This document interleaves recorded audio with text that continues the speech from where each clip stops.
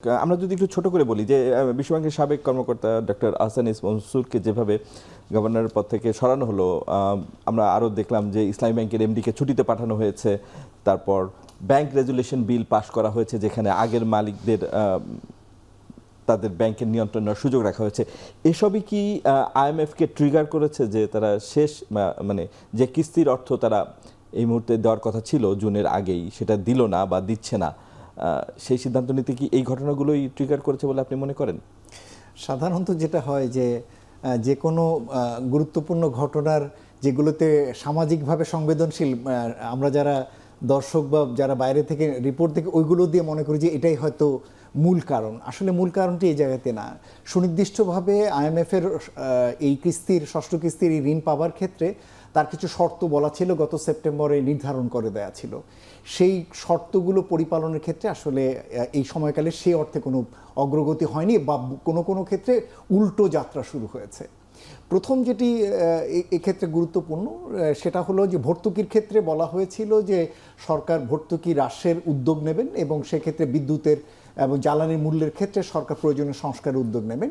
সেটা সরকার রাজনৈতিক চাপে হোক বা আমাদেরও কিছু ভিন্ন দৃষ্টিভঙ্গির আছে, ভর্তুকি অবশ্যই কমানো দরকার, কিন্তু সেটা মূল্য বৃদ্ধি করে না অন্যভাবে, সেরকম কি জায়গায় সরকার হাত দেননি এই সময়কালে সরকার অজনপ্রিয়তার একটি জায়গা থেকে। সেটি একটি গুরুত্বপূর্ণ দিক।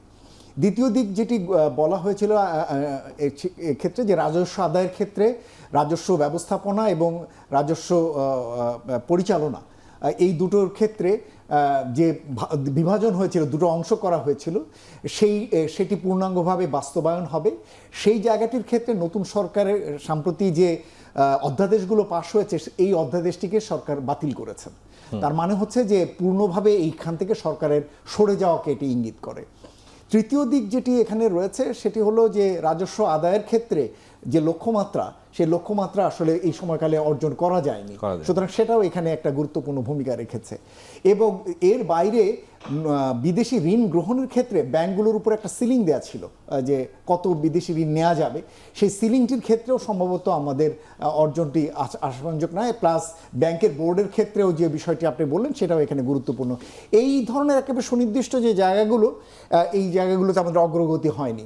তবে হ্যাঁ, এটা ঠিক যে কোনো নতুন সরকারের সাথে যে আইএমএফ বা ওয়ার্ল্ড ব্যাংকের মতো প্রতিষ্ঠানগুলো কিন্তু কাজ করতে উৎসাহী হন।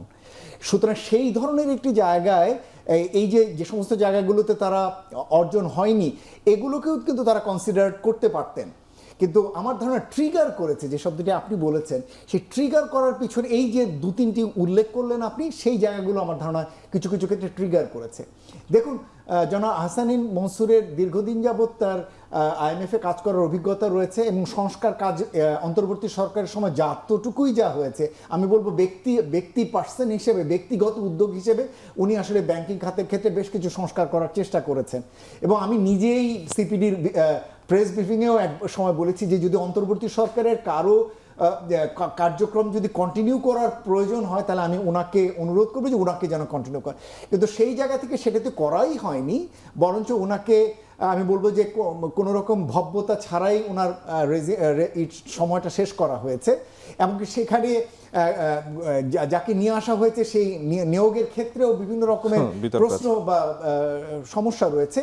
সব কিছু মিলে এবং এখন যখন নতুন করে ব্যাংক কোম্পানি আইনের যে সংস্কারের কথা বলা হয়েছে, যেটি পাশ করানো হলো এবং সেখানে আবার পূর্ববর্তীদেরকে সুযোগ দেওয়া হলো, মোট কথা ব্যাংকের যে এই যে মার্জারের যে উদ্যোগটি নেওয়া হয়েছিল, যেটাতে আগামীতে আসলে আরও এই ধরনের ব্যাংক আসলে মার্জ করার প্রয়োজন ছিল, সেদিকে না গিয়ে পুরো উল্টো যাত্রা শুরু হলো। সব কিছু মিলে যে কোনো প্রতিষ্ঠানই এই ধরনের একটি জায়গাতে তার আসলে কোনো আর কার্যক্রম এগিয়ে নিয়ে যাওয়ার মতো উপায় থাকে না। ধন্যবাদ ডক্টর গোলাম মোয়াজ্জেম।